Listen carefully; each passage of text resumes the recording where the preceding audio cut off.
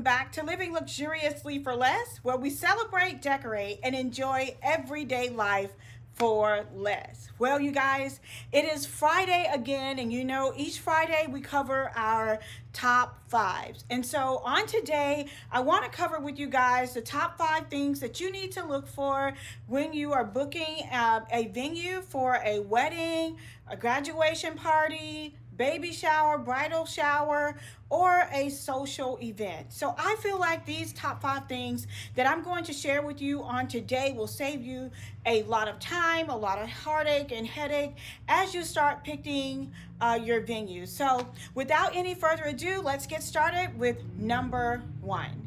So when you are starting to pick your venue for your wedding or for your event, the first thing that you want to look for is if that venue is available on the date that you have in mind, because a lot of times, you know, you may have already booked a caterer, you may have already booked a some type of, you know, other contractor. So you want to make sure that it is available on your date of your event or your wedding. And if it is, the next thing you want to do is to follow up with the timing that you need that particular venue for. Sometimes, you know, the venue rentals are only for 10 hours or 12 hours or 24 hours. Sometimes they'll let you come in the day before. It all depends. It ranges from venue to venue. So you definitely want to verify these things before booking, because, you know, having that extra day before so that you can start decorating, etc., will definitely be value added. So you want to make sure that the date and the time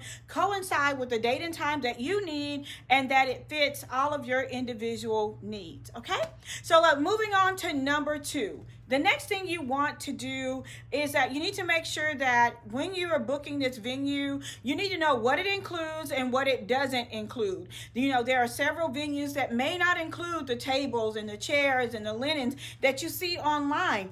You may be just booking an empty space, and it's up to you to rent the tables and chairs and linen. And if that's the case, you may find another venue that is all inclusive that will be, you know, better fit your needs. So you definitely need to see, you know, what is readily available, what is included in your rental, and, you know, whether or not, you know, it will fit the overall scheme or style or design that you are going for the overall look of your venue. So yeah, I have been so disappointed so many times that I've looked at a venue, saw beautiful chairs, and thought this is exactly what I need, only to get to the venue to find out it's not included, and it would be an additional fee for me to rent those things. So don't just assume that just because you saw a table or a chair on the internet, or you saw those linens, that they're included, because they can't, you know, 9 times out of 10, they're probably not. And if there are, then that's something you definitely want to put on the top of your list in terms of a venue, because you're getting the biggest bang for your buck. So definitely, you know, check into that before you rent the venue to see exactly what all is included, and exactly what, you know, other additional expenses you may incur. So moving on to number 3. The next thing you want to look for when you are booking a venue is the parking. You guys, this is so imperative. One of my favorite venues in our area does not have designated parking for the guests, because it's downtown, and, you know, the guests have to really search to find a parking spot. So if you're having a venue where your guest count is extremely high, and you know that they're not designated parking spots, and you may, you know, be looking at that as an issue on the day of your wedding or your event.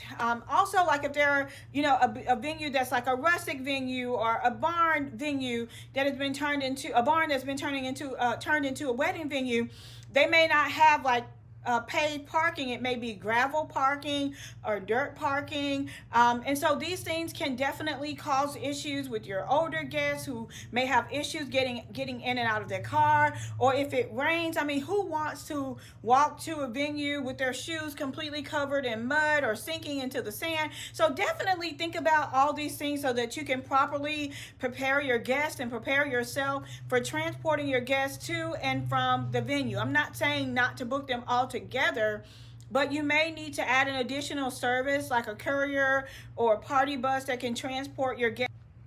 Okay, so moving on to number 4, and when you're booking your venue, the next thing you want to verify is whether or not your venue has designated or exclusive vendors, or maybe even a preferred vendors list, because some venues will only work with certain caterers or certain photographers or certain decorators. And if you have someone in mind that you absolutely have to use and they're not a preferred vendor or an exclusive vendor for this particular venue, you may want to reconsider your venue. Now, the only time I have found this to be sort of an issue for me is when it comes down to catering, because venues like hotel venues that also provide the catering, and they have that exclusivity clause in place as it relates to catering, it can cost you a ton of money. And with the pandemic going on these days, it's so hard to determine who's going to show up at a wedding, who's not going to show up at a wedding, and you've spent all this money for food and the people don't show up, and you're still left with that humongous catering bill. So looking at what those rules and regulations are in terms of their exclusive vendors, you definitely want to check them out, because again, in the case of catering, you may be able to find a caterer much cheaper from a local restaurant or another caterer that is outside of that particular venue that will be within your budget for your event. Now, moving on to number 5.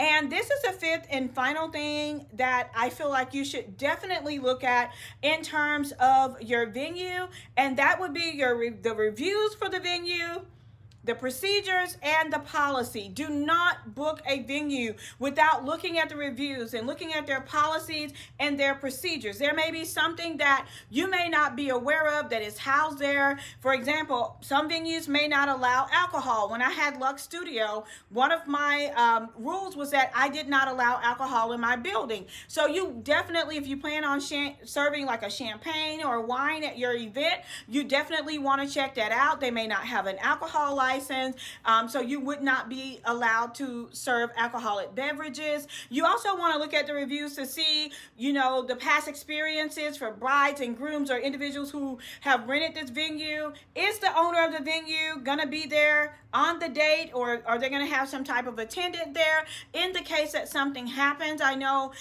several times at my venue, we've had the power went out or the heat stopped working, but I had an attendant there that was able to take care of those things expeditiously while the event was going on. So you definitely want to have someone designated there. And then you want to know what their policies are. Some venues don't allow you to put things directly on the wall. Some venues may not allow you to have open flame candles. You may only be able to use LED candles, even if they're in a glass. So you want to make sure that whatever these rules and regulations are, that you are abiding them, and that you're planning on doing those things that are in alignment with the rules and the regulations for this venue, and so that there won't be any surprises once you get there for the date of your wedding or for your event.